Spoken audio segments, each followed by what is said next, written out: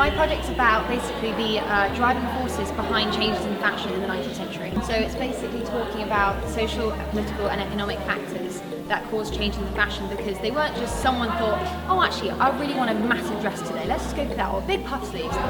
It was mostly unconscious for people that they just, because of political and economic and social reasons. Quite a clear example is the revolutionary styles. So before the French Revolution, it was very artificial, big wigs, very like powdered, like very massive panniers, which altered the human shape. And after the French Revolution, that style was very tied with the Ancien regime, which is basically the way that things were in France before the Revolution. And to kind of show political allegiance with the revolutionaries, you would wear like kind of very classical, so like white dresses, very inspired by Greek and Roman togas, to kind of show your distance from that.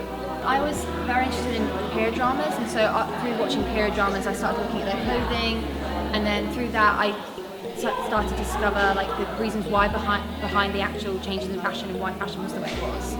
I definitely think the most interesting thing was the bustle, because there's no actual like specific reason why it changed. There's just some theories. So one theory is that the American Civil War affected it, because so the 1850s was very small waist, big skirts, and that was very associated with the wealthy white in the South in America. And so when they lost the war, the North kind of wanted to move away from that sort of image, and so the bustle kind of pioneered a slightly more suitable style with very different. There's also invention, because obviously it's quite technological, the way that bustle, like by the 1880s they could have a form of it where you sat down it would fall in, and then when you stood back up it would pop up again.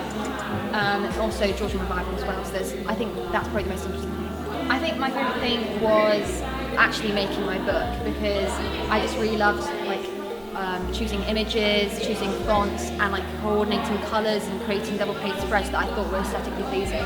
And I definitely think when I received the book for the first time, it was just an amazing feeling to see my actual product.